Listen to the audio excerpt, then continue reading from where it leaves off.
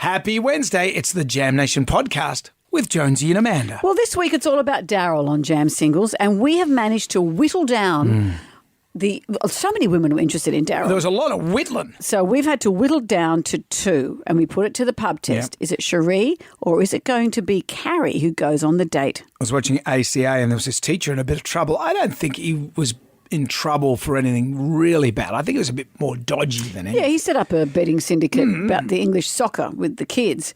But in the 70s and the 80s were the drop zone for dodgy teachers, so we thought we'd put it to the tribal drum. Trevor Long's going to join us as well. He's just used those brand new goggles from Apple. Yeah, we'll find out all about those. Mark Fennell's on the show. He's got a new doco on SBS about the crumbling of the Hillsong Church. Fascinating. Enjoy the podcast. Everybody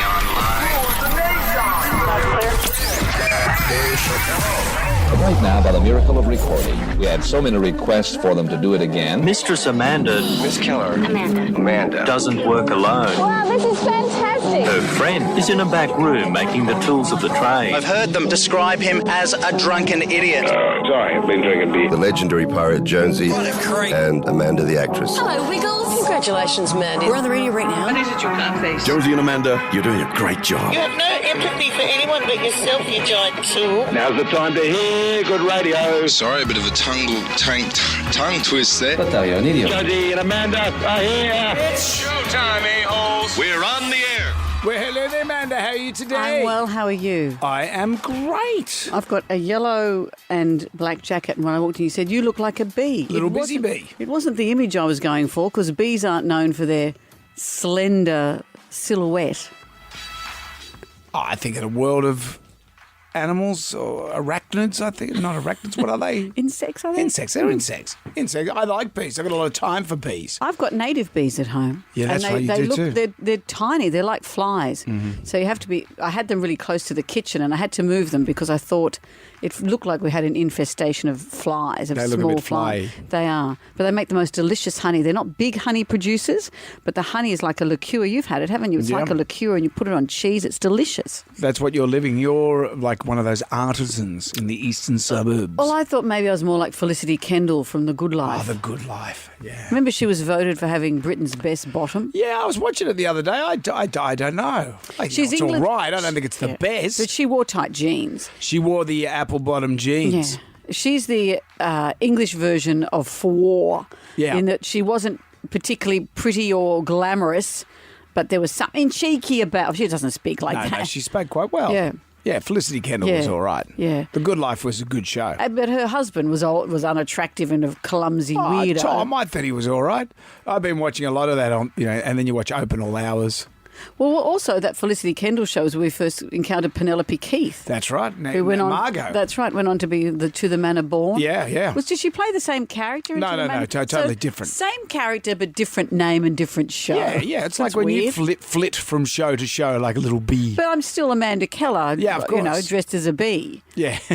I'm not suddenly Sasha von Ronson and pretending to be somebody else. I look forward to seeing you as Sasha von Ronson. I think that would be great. But you're well, that's good. And you?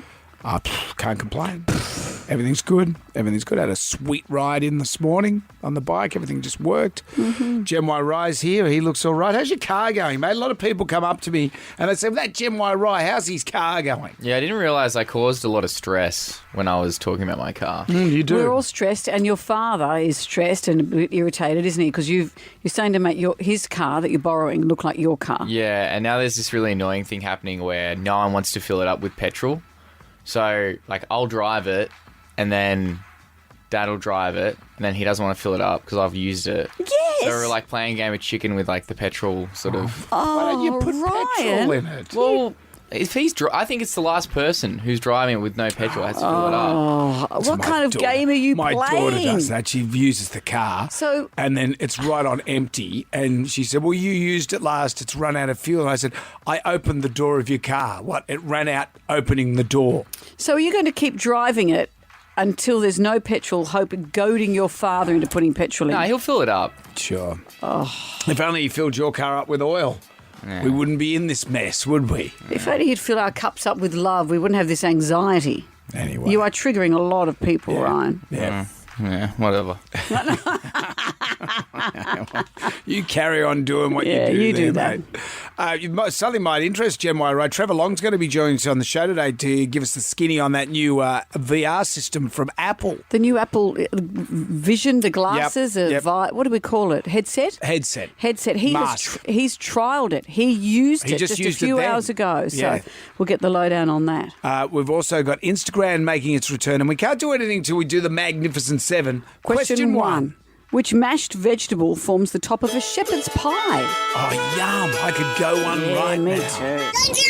Jam Nation. Podcast. We have for you the Magnificent Seven. There are 7 questions. Can you go all the way and answer all 7 questions correctly? If you do that, Amanda will say. I'll say, please don't play petrol roulette with the petrol in your car, which is what Ryan is doing with his trying to goad his father into filling it with petrol. It's no good for the injectors, you know that, mate. I don't even know what that is. It's a band, Ryan. Keep up. But it's about getting question 7 right. Belinda is in Winston Hills. Hi, Belinda. Hi, Amanda. Hi, Jonesy. Belinda. Which mashed vegetable forms the top of a shepherd's pie? Potato. Yum. Remember that woman I know, and she had her in-laws coming to stay. She knew that the father-in-law, who she couldn't stand, liked potato in all its forms. So she went out of her way passive-aggressively to prepare every meal that should have had potato but didn't.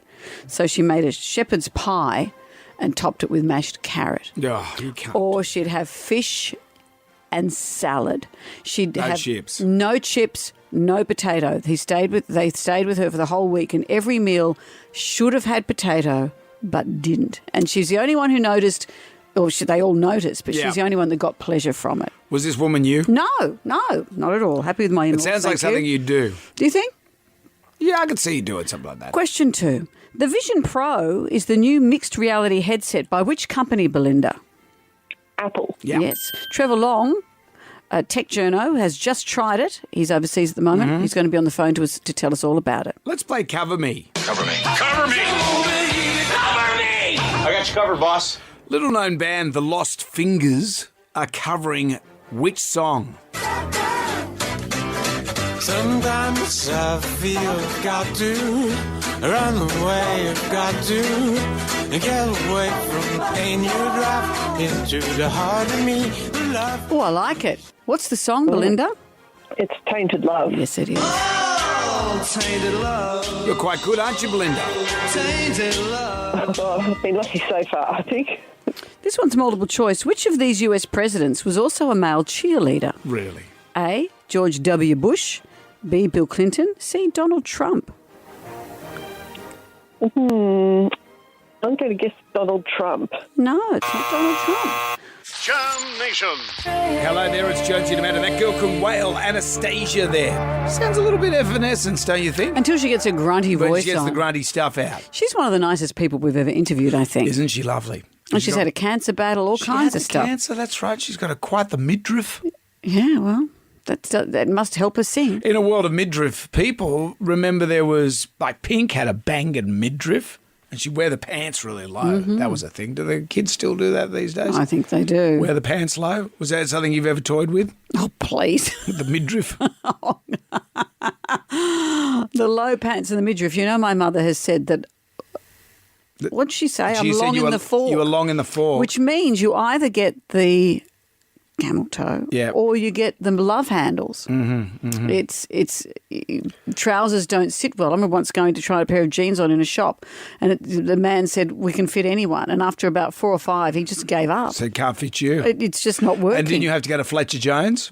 No, Mum was obsessed with Fletcher Jones. She Yeah. said, you buy a nice pair of slacks and you can live in them. I thought, look, as much as I like them, I'd rather a house if that's all right with everybody. Hang on, your family, your husband and 2 kids. And all living inside a pair of Fletcher Jones pants. Everyone's living in your pants. They'd last for years.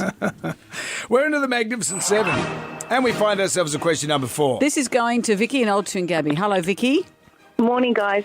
Which one of these US presidents was also a male cheerleader? Was it George W. Bush or Bill Clinton? George Bush. Yeah. And, you know, it was quite a thing. Dwight Eisenhower, Ronald Reagan, Franklin Roosevelt, they were also cheerleaders. Now, Americans take their male cheerleaders very seriously. Over here, not so much. No. Where would you typically play the game Marco Polo, Vicky? Marco France. Polo. Where'd you Marco. say? France? No. Where? Yeah, where, like what? Yeah. Yeah, do you play it in a field? Did you play it on a roof? Yeah, Laurie is in St Mary's. Hi, Laurie. How are you? Good morning. How are you? Very well. Where would you play Marco Polo? I've not heard of it before, but I'm maybe a swimming pool. Yeah, have you not heard of it before? You played in the swimming pool, so someone has their eyes closed, and the others, you have to try and find the others in the pool. I find that incredible that you know that, Laurie. So you've never heard of it before, but you know Well, the let's answer. move on to question number 6. Extraordinary. What do you do with a hacky sack? Kick it around. Yeah, you have to kick the sack off You've the heard of ground. hacky sack before?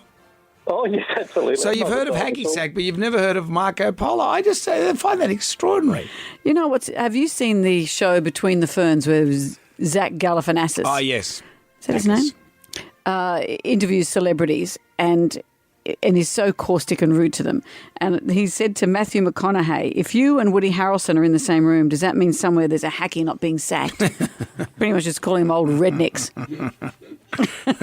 Who is our jam single this week, Laurie? Who are we trying to find love for this week? Do you know? We met him yesterday. The gentleman's name. Oh, you know it. Oh, gee, is it Ray? Oh, It's not Ray. The Ray's always a default. Jackie's in Ingleburn. Hi, Jackie. Good morning. So who's our jam single this week? Do you know? Is it Nick? No, it's not Nick. Nick was last week. He went out with Allura. John is in Picton. Hi, John. Who's our jam single this week? Would it be Daryl? It's Daryl. And today we're going to listen to snippets from two women. We've narrowed it down to. Yeah. We've got big pants to have to get our judging pants on, Brendan. Yeah. I don't know if we'll be living in those pants. No, hope not. Congratulations, you've won the jam pack. It's all coming your way, John. $150 to spend on dinner at your local club. Vote in your local club, the Perfect Plate Awards, perfectplate.com.au. What's your local club, John? I'll probably go to Mittagong RSL, actually. All right, they do a good schnitzel there? Yeah, not too bad. Ah, it sounds like But they see, don't. for the Perfect Plate Awards, the clubs these days don't just do your but schnitty. the schnitzel is, sometimes they can over-fry the schnitzel. Am I right, John? Yes, you can. Not Mittagong RSL, but I'm just saying sometimes they over-fry the schnit.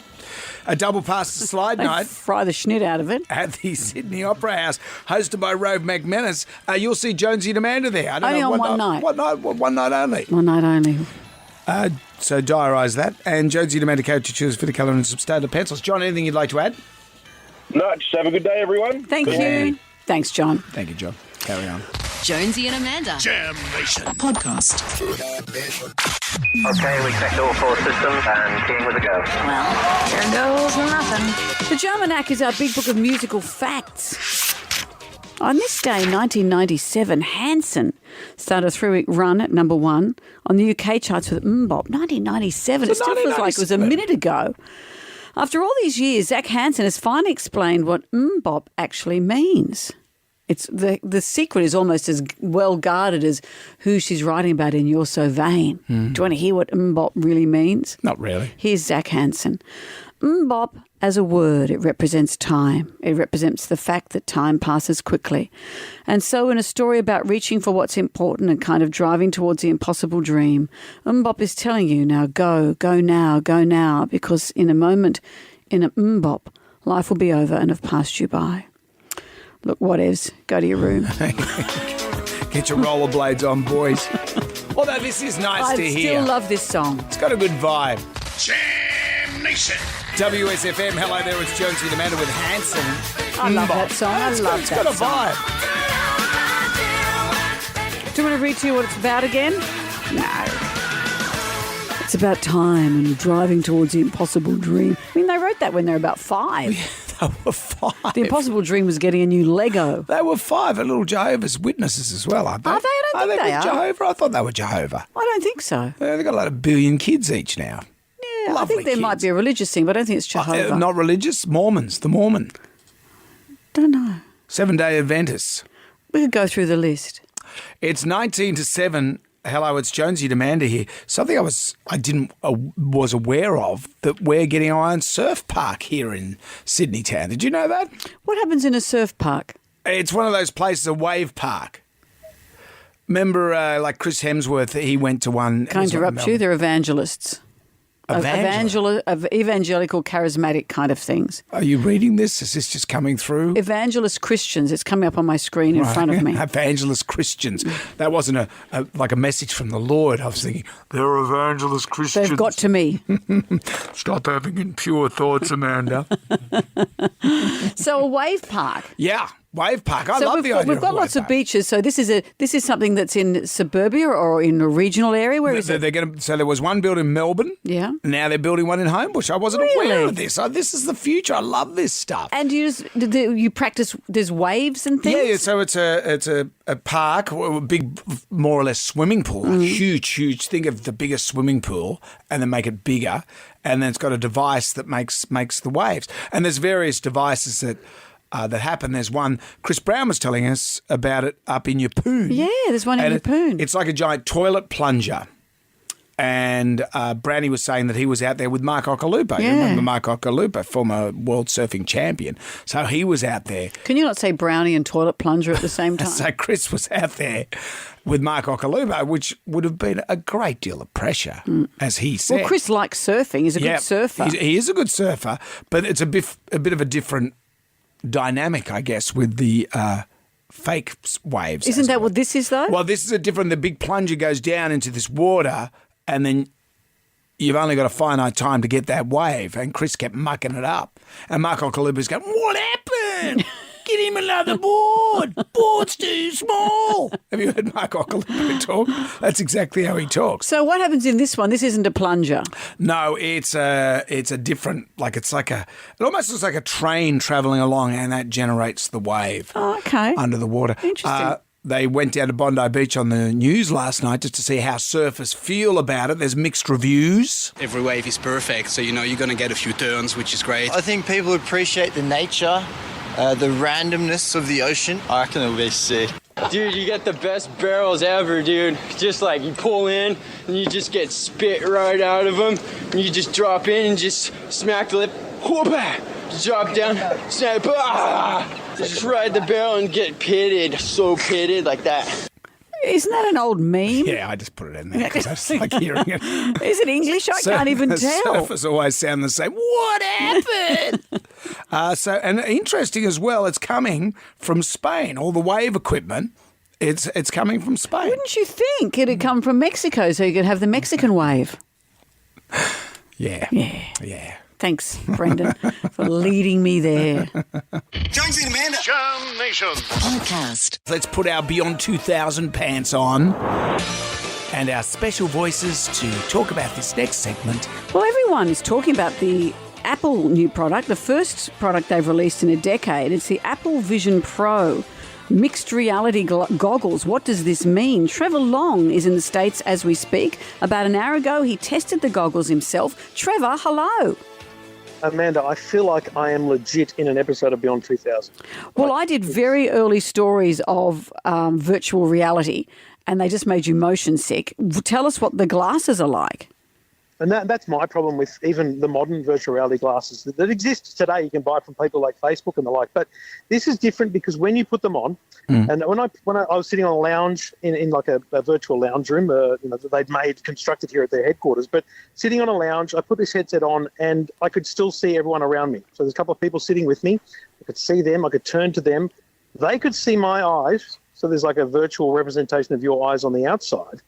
And then everything I do just happens in the space. So there's a coffee table in front of me, and I launched the home screen, launched the Photos app, and I can swipe through photos just using the pinch of my fingers. You don't need a controller.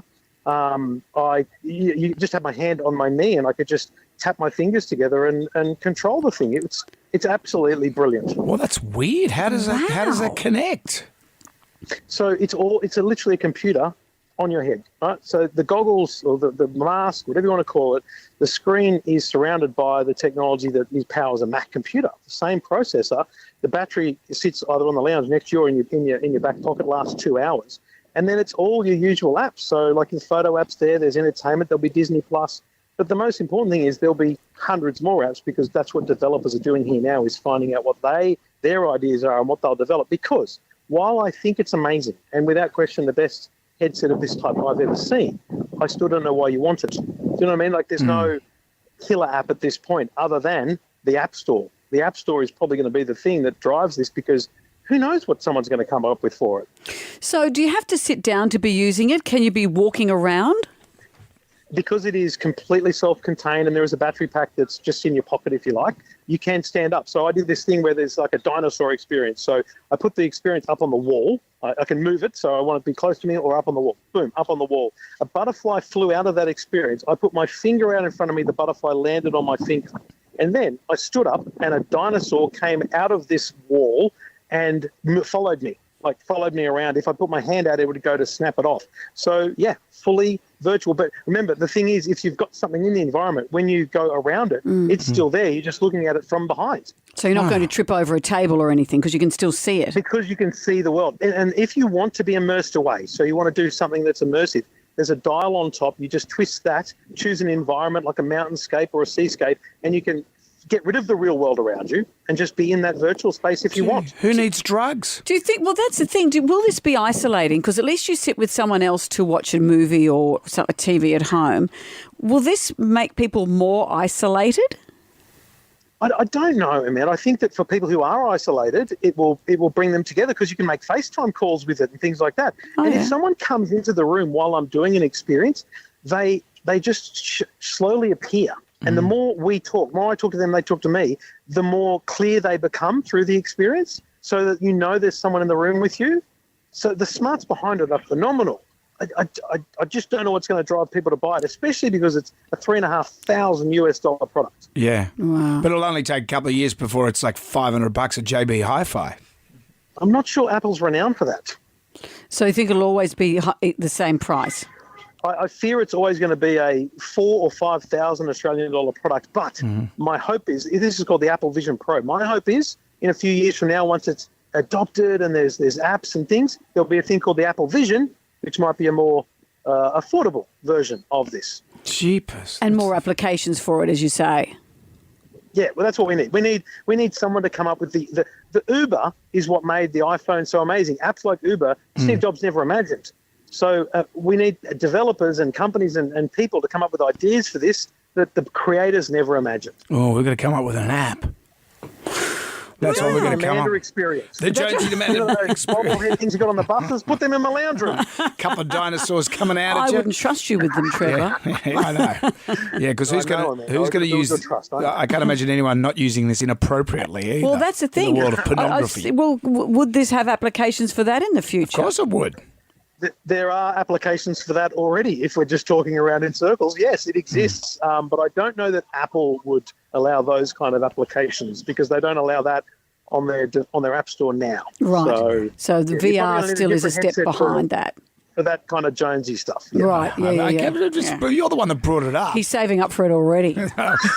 As Trevor goes clearing his history, his search history, get rid of it. Always use an incognito browser, Jonesy.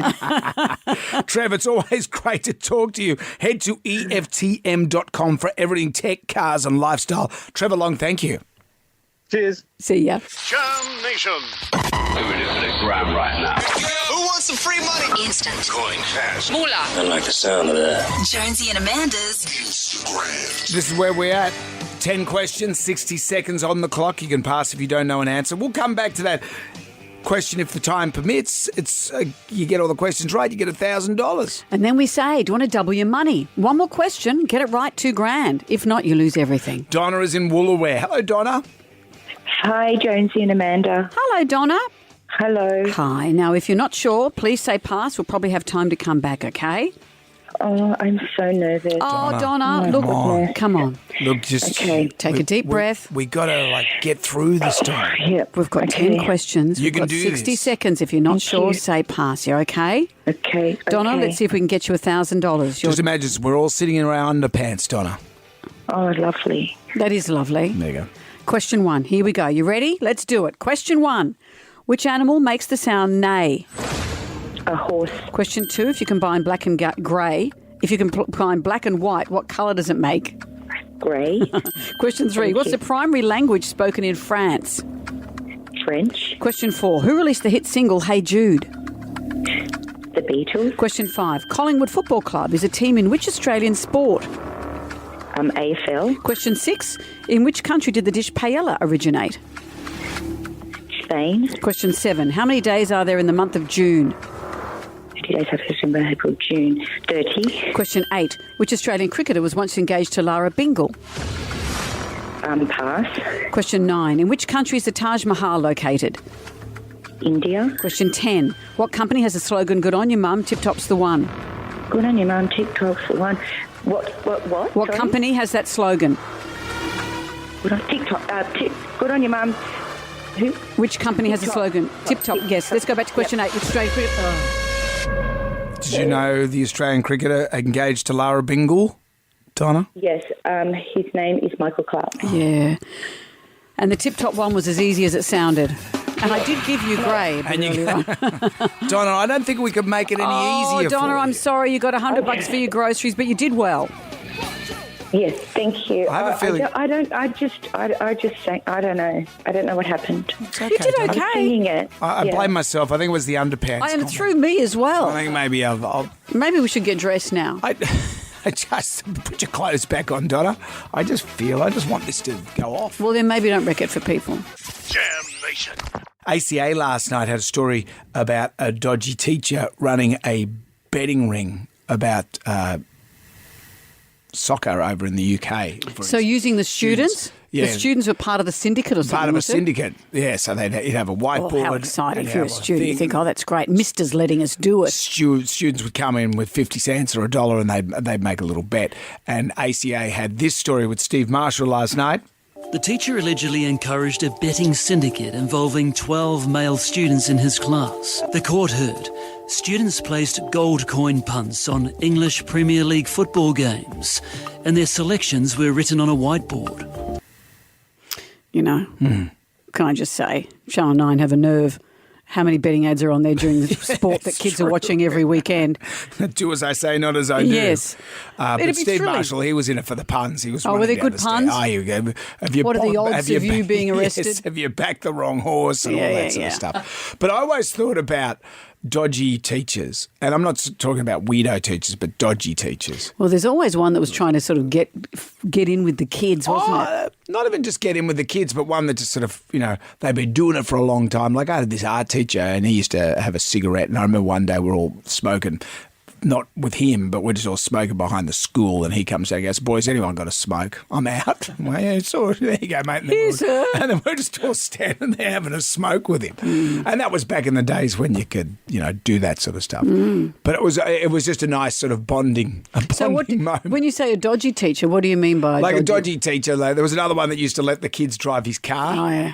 know. Call him by his first name. Did you have that at school? Not really, no. There was one teacher who wanted to teach everyone. We spoke about this when we talked about the nut push, who said we should all learn to dance because that was going to be our social glue. Yeah. And he's right. Yeah. Now my social glue is alcohol. Yeah, like we're not talking about Chris Dawson stuff here. No. All right. Although... no, we don't want those... You've got a story about that. No. Yeah, I'd like to hear that. It's interesting. Well, what are you asking then? Well, dodgy teacher, the tribal drum would beat for this, surely. If I call you names or make a comment that you take personally, 2 words, deal with it. 2 words, deal with it with Mr. G. All right, dodgy teachers. Yeah. Most people have had a dodgy teacher, someone who'd maybe try and hang out with the kids at the bar or at the pub on the weekend, whatever it is. Dodgy teacher. Podcast. ACA last night had the story about a teacher running a betting syndicate on the EPL. The tribal drum is beating for my dodgy teacher. If I call you names or make a comment that you take personally, 2 words, deal with it. 2 words, deal with it. Mr. G and you. Hello, Ella. How are you? Good morning. I'm good. How are you? Very well. Who is your dodgy teacher? I grew up in a country town in the 70s where the teacher lived on campus at the school, and he had a vegetable garden, and he had us 12 students water his veggie patch, and we were allowed to pick the fruit, the veggies from it. And we always wondered why the tomato plants we never got tomatoes from. And at the end of the year, we discovered that we were watering his marijuana plant. Oh, that's just great. Somebody's already eaten these tomatoes, Oh, so good. Who wants a tomato when you have a chocolate biscuit? Hey, man. That's what we're after. When did you kick into? When did you find out? At the end of the year, when we all sort of, because there was only 12 students, we all sort of failed at what we were good at, apparently, and our parents got together and, sort of talked to each other and discovered that, one, we weren't learning things, and two, that, we were watering his marijuana plants because he was smoking the stuff and wasn't teaching us. That old thing in the 70s. Yeah, whatevs. Yeah, just smoke the stuff. Jonesy and Amanda. Jam Nation. Podcast. Coffee? Coffee. Coffee! I need coffee. Extra strong. All I have is tequila and coffee liqueur. Make it a double. I do enjoy Steve Marshall's reports on ACA, and last night he had this great yarn. The teacher allegedly encouraged a betting syndicate involving 12 male students in his class. The court heard students placed gold coin punts on English Premier League football games, and their selections were written on a whiteboard. And how is this a problem, Steve? Apparently this is a problem. Apparently it's a problem. Apparently it's a problem. You know, even though Channel 9 does like to put betting ads in all the sport that the kids are watching every minute of the day. Just remember, bet with your head, not over it. The tribal drummers beating Dodgy teacher. Call you names or make a comment that you take personally. 2 words, deal with it. We had one that bummed a smoke off us. He was like hanging for a smoke. Boys, have you guys got a smoke? We went, You're 13, you've got a cigarette. What do you mean, sir? Well, He goes, actually, just give me a smoke. How old would you have been? 13. Yeah. Hello, Mandy. How are you? Hi, good, Jonesy and Amanda. I'm well. Tell us about your dodgy teacher. Yeah, we were in high school. We had this history teacher. We never really learnt a lot of history. She just would sit at the front of the classroom, hand out crosswords, put her feet on the desk and smoke cigarettes pretty much the whole session. Is this in high school? Yes, yeah. Oh, hand out crosswords and sit and smoke. Yeah, those were the days. Yeah. Wow. We had a teacher that would always just... Don't you love when the teacher wheeled in the AV equipment? And you just know, this is great. Bludge day. Bludge day. And one day we just sat and watched American Werewolf in London. I said, what's this got to do with science? Thanks, Mandy.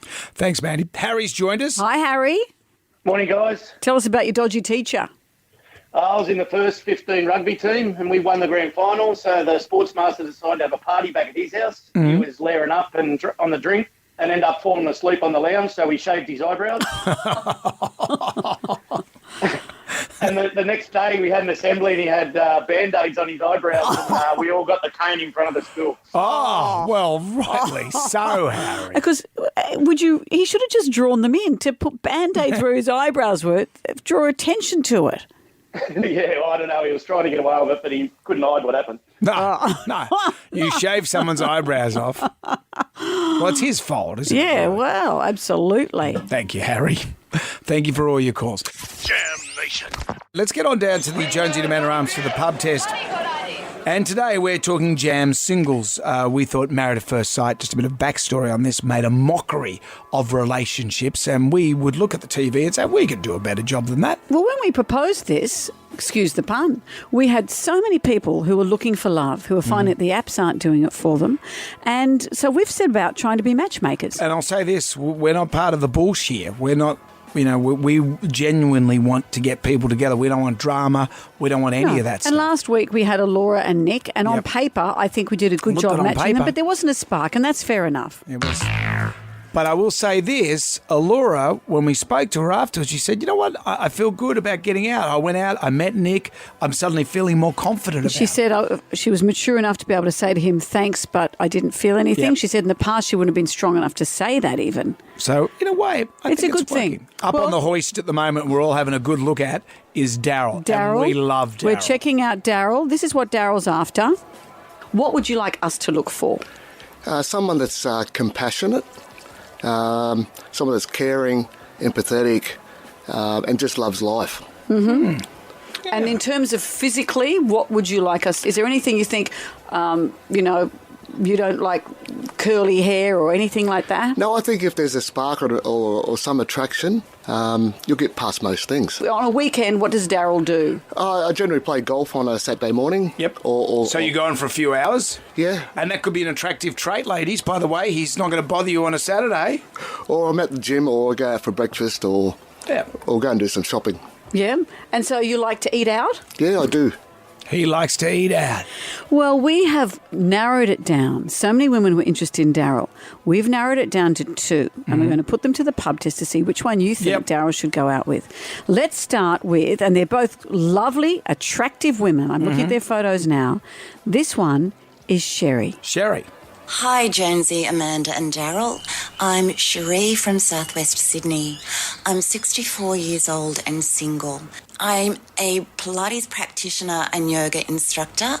So appearance-wise, I'm strong and flexible and reasonably lean. Personality-wise, dry, wicked, naughty sense of humour. Why should Daryl date me? Why do I want to date Daryl? I think we share a few things in common. Dark, witty sense of humour. A sexuality that we both don't mind displaying. Anyway, that's me, Jonesy, Amanda and Daryl. I really hope that I get to meet you. Bye for now. That's Cherie. She looks great. And she doesn't look, what, she's 64? Yeah, she doesn't look it. She looks 55. All right, well, that's Cherie. I like Cherie. Also have Carrie. I would describe myself as someone who is a go-getter. I did enter this competition. I am spontaneous yet stable. I'm very good at setting goals and achieving them. I have a passion for travel, and lucky for me, I'm able to fulfil this desire. I have a wonderful, supportive group of friends, and I too am a support to them. I might be considered a little foxy. I'm well groomed. I take pride in my appearance. I dress well, and I love shoes. When I'm on my own, you may find me watching an episode of The Great on Stan. I may be planning my next adventure to southern Italy and Greece, or I may be at my local pub enjoying a 250-gram medium rare steak with mixed greens, pub chips, horseradish and a glass of Shardy. I hate smoking. I'm not into drama. I work out regularly and I eat well. And I'm a Sharkies supporter. And why I should go on a date with Daryl, aside from the fact that I think we would look great together, either hand in hand, arm in arm, or just next to each other. I'm amazing and Daryl needs to meet me. Whoa. She's a Sharky supporter. He said he wants someone who eats meat. Yeah, and he likes to eat out. All of that stuff. You and asked so that you question? like to eat out? Yeah, I do. Well, so here we are. You've heard Cherie and you've heard Carrie and you've heard Jonesy being an pure old kid. I'm not doing anything. All I'm doing is I want the best for Daryl and I want the best for these ladies. I want the best. We're going to put them to the pub test. Cherie or Carrie? Yeah. Which one for I'm not Daryl? gonna They're say both who wonderful I'm women. leaning towards right now because I can't make up my mind. I love them both. All right. I want a throuple. Cherie, Carrie, which one for Daryl passes the pub test? Jonesy and Amanda. Jam Nation. Podcast. Well, our next guest is Mark Fennell. He's host of a chart-topping ABC podcast. He's a Walkley Award-winning journalist, and he's a host to a new documentary airing this week on SBS called The Kingdom. It explores the scandal-plagued megachurch Hillsong and asks the question, is the kingdom crumbling? Welcome, Mark. Hello, Mark. Hello. Hi, how are you both? Great. Very well. Nice to talk to you. You have kind of a personal interest in this, I guess, because 17 years ago you ran away from a Pentecostal religion. Yeah, I mean, I was sort of born into it, to be honest with you. So the first sort of church we went to as kids was the big one. It was what would eventually become Hillsong, and then I spent pretty much my entire childhood growing up in Pentecostal churches. And we had a lot of them were playing out in sort of RSL event rooms and school halls. But it's funny because I haven't really kind of addressed why I left, because I quit when I was sort of like 19, 20.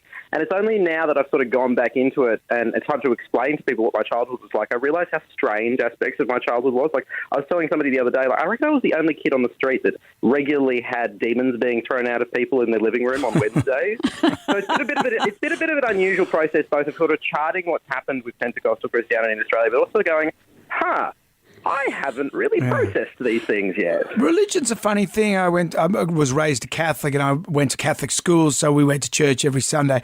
And it was probably around about when I was about 15, I stopped going to church regularly, and I still get the Catholic guilt. So do you get Pentecostal guilt?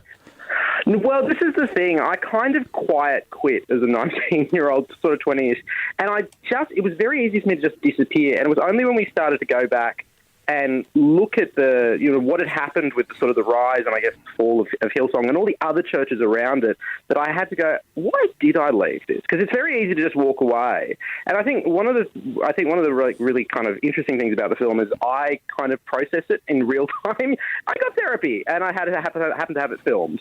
Yes, well, and we look forward to seeing it. What's going on with the church? There have been allegations of sexual impropriety, of financial impropriety. What are some of the scandals that have plagued Hillsong? Hillsong's a really interesting one because it is one of Australia's most powerful cultural exports, right? Really, when you think about it, I mean, they had millions upon millions of people singing Hillsong songs, not even Hillsong churches, all around the world. They set up churches in the US. And the lead pastors, Brian and Bobby Houston, were superstars. I mean, whether you like or dislike Hillsong, you have to acknowledge they were one of Australia's most powerful exports. It should go like Iron Ore, Hemsworth Brothers, Hillsong. But there has been, as you say, allegations of sexual impropriety. Then this is levelled at various different parts of the church and financial mismanagement. And I think what's happened is we do know that lots of the people rocking up and the people tuning into their sermons has dwindled in the last couple of months, and their revenue has also dwindled. And actually what's interesting right now is there's a whole bunch of other Australian mega churches that are sort of inheriting the kingdom at the moment, and it's an important kind of turning point that we're kind of witnessing, because a lot of the problems that existed in Pentecostal Christianity now sort of an opportunity to go, hold on, maybe our relationship with money or because a lot of these churches are sort of propelled by volunteers, maybe our relationship with that isn't healthy. And so I think this is why it was really important right now to go, as one kind of dynasty looks like it's facing decline and all these other churches stand to inherit the kingdom, is history going to repeat or can things change right now? And they're so derivative now. They're like a Marvel franchise. Yeah, I mean, I think the thing that was weird for me is I hadn't been in one for a long time, and I remember going to visit one of the Pentecostal churches in the US, and I remember walking in going, oh, it hasn't changed. And look, no one likes to admit it, but there is a bit of a formula to why Pentecostal services work. And again, no one likes to admit it. It's always super welcoming. No one will ever question how unbelievably warm and welcoming they are at Pentecostal churches. You have your 3 big songs, your 3 emotional songs, and then you announce all the prayers that God answered in the last week. Then you do the offering, you ask for money, and then you have these incredible speakers who are just the most charismatic people on the planet, no question. And then you have this big swelling music towards the end, and that's when they do the altar call. What was amazing to me is how much they hadn't changed over the years. And there's a sort of pragmatism, I guess, about Pentecostalism, like if it works, it works. But I think there's now is an opportunity to go, it doesn't and there's nothing inherently wrong with that, by the way. They put on amazing shows, right? But it's a question of like, what does that cost? Like, what does it cost in people and what does it cost in money, and who's paying that cost? And also, very interestingly, we had a former Prime Minister, who was very much influenced by it and influenced policy. Yeah, it's interesting. I mean, we went back into the archives and, Scott Morrison's obviously the famous one, but if you go back, Bob Carr rocked up at Hillsong conferences. Really? John Howard went to Hillsong conferences. Over the course of the 90s in particular, when they started to amass these big crowds, I think politicians of all stripes really recognised, I guess, the value of talking to that community. Scott Morrison's an interesting one because I don't think either he nor Pentecostal Christianity came off that well from that. I think when he first invited cameras in to take a photo of him with his hands up in the air, which became such a big feature around the news of his prime ministership, I think I at the time thought he was quite clever because a whole bunch of people who would never have voted for Scott Morrison looked at that and made all these judgments about him and his faith. But those people were never going to vote for him anyway. But then there's literally millions of Christians that probably looked at that and went, oh, he is a real one. He's one of us. But in the end, I think it kind of was a bit of a noose around both sort of cohorts' necks. And in the end, I don't think he quite escaped people's prejudices, for lack of a better term, around Pentecostal Christianity. And I think one of the reasons why I wanted to make this is there's going to be a whole bunch of people watching who've never been in one before. And I wanted to kind of explain why that world worked so why people were drawn into the world. But then also at the same time, kind of be clear-eyed about there are problems here, right? And it's really about everyday Christians, right? Like, this is going to sound strange, but it almost matters more to me that everyday Christians watch it, because there are real issues within the church that do need to be addressed, and it's about them. It's not like Brian Houston, who's the very famous, global pastor. Yes. There's no shortage of stories about his scandals, and they're important to cover, right? But there's real issues facing everyday Christians within that world, and they need to be addressed as well. There's sort of this like slight toxic positivity issue within the Christian world, because people don't talk publicly. Like, people hush to talk about the problems, but people don't always talk about it publicly enough. And I felt like this was an opportunity to kind of stand in the gap with my weird background in the church and go, there are issues here, but we're not necessarily attacking people's faith. Because, I've got family members that are still in this world, and they're people. And I think sometimes when these stories are covered, there's a slight undercurrent of like, look at these weird people and what they believe. And my personal view is, faith is, I'm quite happy I'd personally back anybody to believe anything so long as you're not hurting other people. And I think sometimes faith has a problem with that last part. Yeah. But I think that I don't want anybody to kind of hear this and think it's an attack on their belief. It's not. It's more, does this model still work, and who does it work for? You got to have faith. George Michael said it. That's the Church of George Michael. Wow. Yeah, see, that one I can get down with, The Kingdom is available to stream from Thursday. That's this Thursday, the 8th of June, on SBS On Demand. Mark Fennell, thank you for joining us. The pleasure is always mine talking to you both. Thanks, Mark. Jam Nation. I want you to get up right now. I feel like I'm taking crazy pills. Go to your windows, open them, and stick your head out and yell, I'm as mad as hell. I'm not going to take this anymore. Down to the Jonesy and Amanda Arms for the pub test, and today it's all about Jam Singles and Daryl, our man Daryl, who we love. What would you like us to look for? Someone that's compassionate, someone that's caring, empathetic, and just loves life. Mm-hmm. On a weekend, what does Daryl do? I generally play golf on a Saturday morning. Yep. So you're going for a few hours? Yeah. And that could be an attractive trait, ladies. By the way, he's not going to bother you on a Saturday. Or I'm at the gym, or I go out for breakfast, or go and do some shopping. Yeah. And so you like to eat out? Yeah, I do. So that's Daryl. Now, we've narrowed it down to two women, to Cherie and to Carrie. Here's Cherie. Hi, Jonesy, Amanda and Daryl. I'm Cherie from southwest Sydney. I'm 64 years old and single. I'm a Pilates practitioner and yoga instructor. So appearance-wise, I'm strong and flexible and reasonably lean. Personality-wise, dry, wicked, naughty sense of humour. Why should Daryl date me? Why do I want to date Daryl? I think we share a few things in common. Dark, witty sense of humour. A sexuality that we both don't mind displaying. Anyway, that's me, Jonesy, Amanda and Daryl. I really hope that I get to meet you. What about Bye that? for now. That's Cherie, and here's Carrie. I would describe myself as someone who is a go-getter. I did enter this competition. I am spontaneous yet stable. I'm very good at setting goals and achieving them. I have a passion for travel, and lucky for me, I'm able to fulfil this desire. I have a wonderful, supportive group of friends, and I too am a support to them. I might be considered a little foxy. I'm well groomed. I take pride in my appearance. I dress well, and I love shoes. When I'm on my own, you may find me watching an episode of The Great on Stan. I may be planning my next adventure to southern Italy and Greece, or I may be at my local pub enjoying a 250-gram medium rare steak with mixed greens, pub chips, horseradish and a glass of shardy. I hate smoking. I'm not into drama. I work out regularly and I eat well. And I'm a Sharkies supporter. And why I should go on a date with Daryl, aside from the fact that I think we would look great together, either hand in hand, arm in arm, or just next to each other. I'm amazing, and Daryl needs to meet me. Aren't they great? They're both fabulous women. There's Cherie, there's Carrie. Which one for you passes the pub test? Carrie, because she supports Cronulla, she likes the Sharks, she likes eating meat, and she has other outgoing qualities that I think he has. Carrie, please. She just sounds like she's going to be a bit more of a match, I think. And she's also a Sharky supporter. I desperately want Sherry to get a date. She sounds quite sensual. She sounds quite sure of herself. And given he's a great looker, I think they'd be a great match. Well, I think Carrie passes the pub test. She sounds like she's got a wicked sense of humour. customer. But if Carrie doesn't work out, I'm available for Daryl. There you go. Everyone's available for Daryl. Everyone likes All of Sydney's Daryl. available for Daryl. Well, we'll let you know what happens next. They're going on a date tomorrow night. Jam Nation Podcast. In 1999, David Bowie was interviewed by Jeremy Paxman, who is a very prestigious UK journo. He was asked about a whole lot of things, and this was in 1999.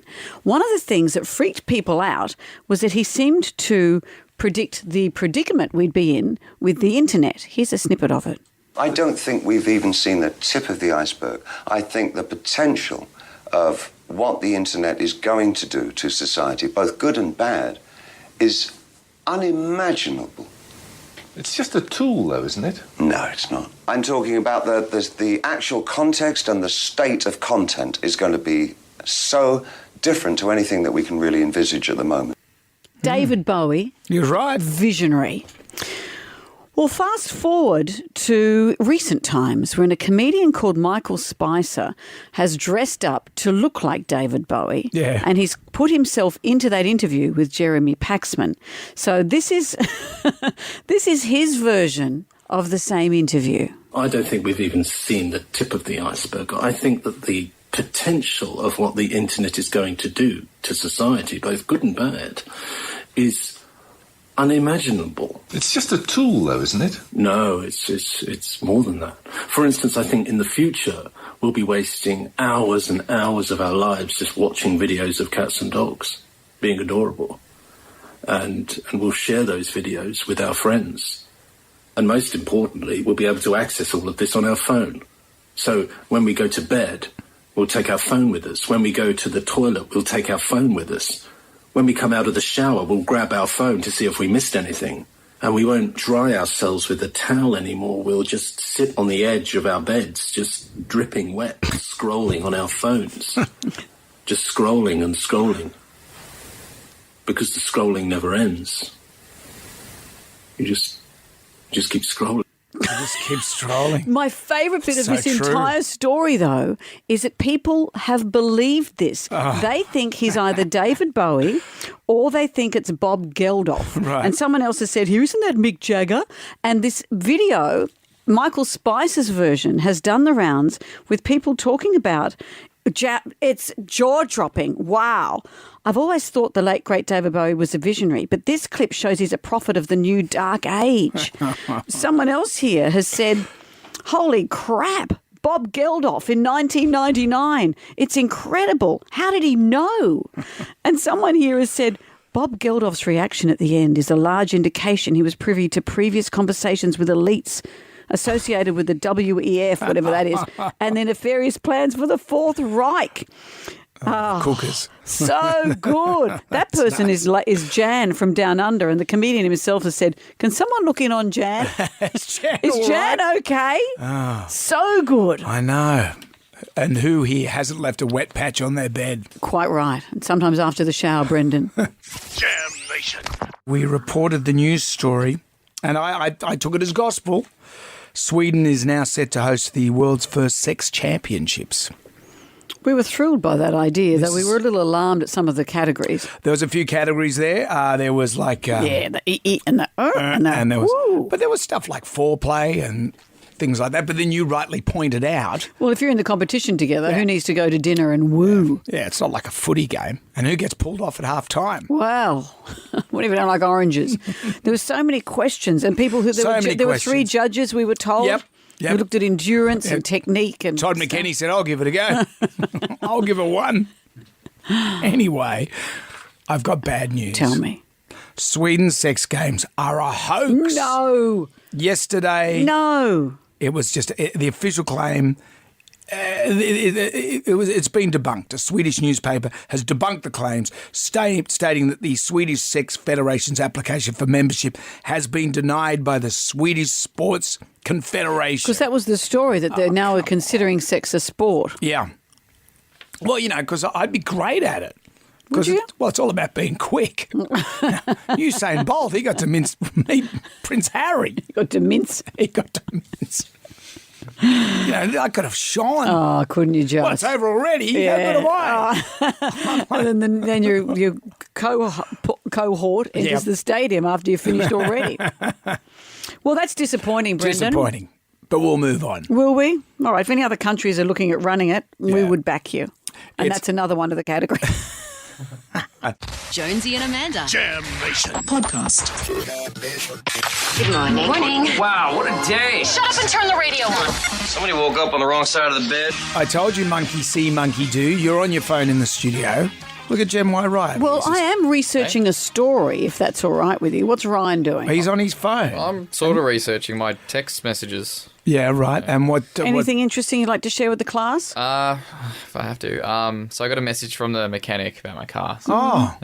Yeah. So those that don't know, Ryan didn't put oil in his car for 2 weeks, and funnily enough, it's seized up. Yeah. What's the mechanic saying? Well, yeah, so it's at the dealership. It's just sitting there. They said, yep. Hi, our records indicate your car's now due for a service. Needs a new engine. Yeah, maybe you should book it in for some windscreen wiper fluid and a new engine. Please reply with preferred date and time. Yeah, right, okay. Yeah. Are you just going to leave it there forever? Yeah. Yeah, it'll just go away. Well, they haven't contacted me about it again, so I don't know what they're doing with it. Well, they're not driving much. it. And meanwhile, what car are you driving? My dad's. Your dad's car. Have you put fuel in it? Well, I sort of just wait for him to drive it so that he can puts fuel in it. So I just run it down, I guess.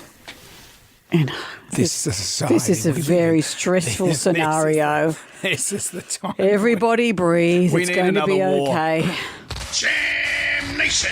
In Tamworth, did you see this news on Petey's story last night? Shoppers have been slammed into shelves and products sent flying as a wild brawl tore through a Woolworths supermarket in Tamworth. New video of the altercation last Thursday, even showing one woman handing a baby to a man before launching into the fight herself.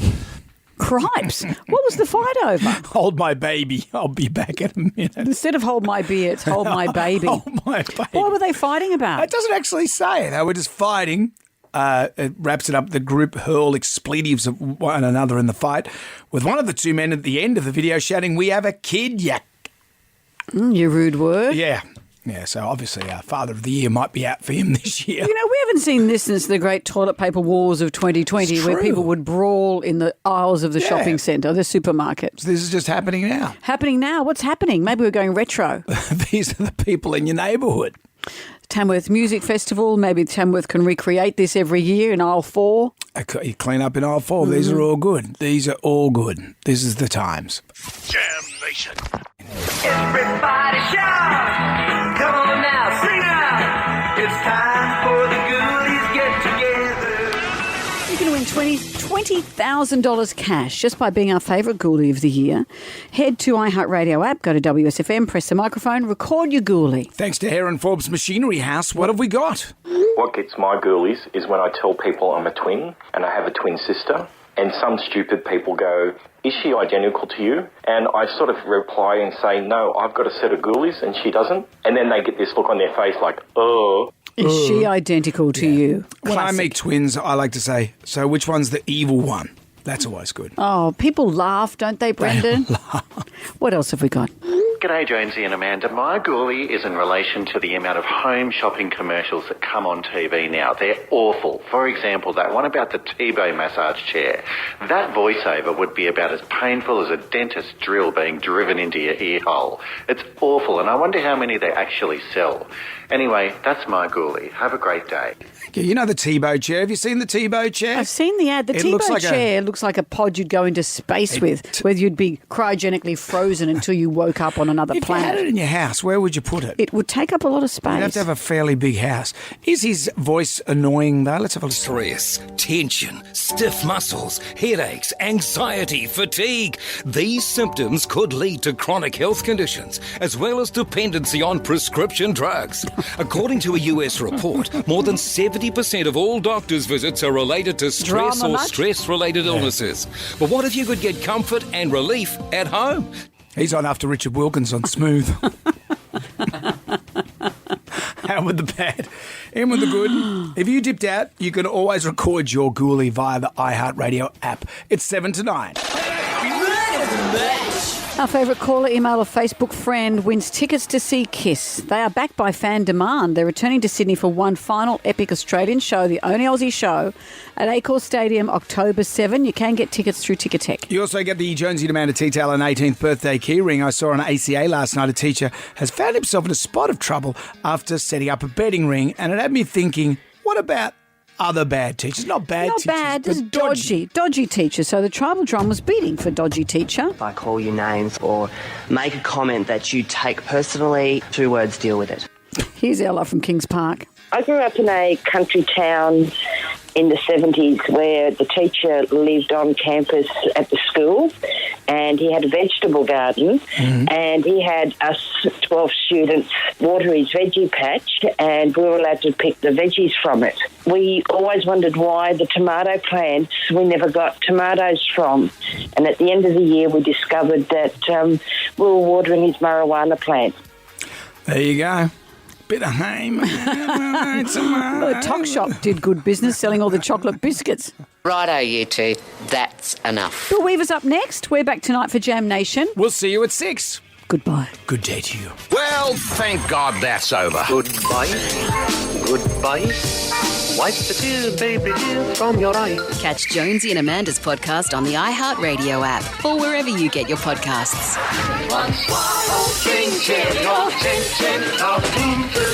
Goodbye. Jonesy and Amanda. Jam Nation. Podcast. Catch up on what you've missed on the free iHeartRadio app.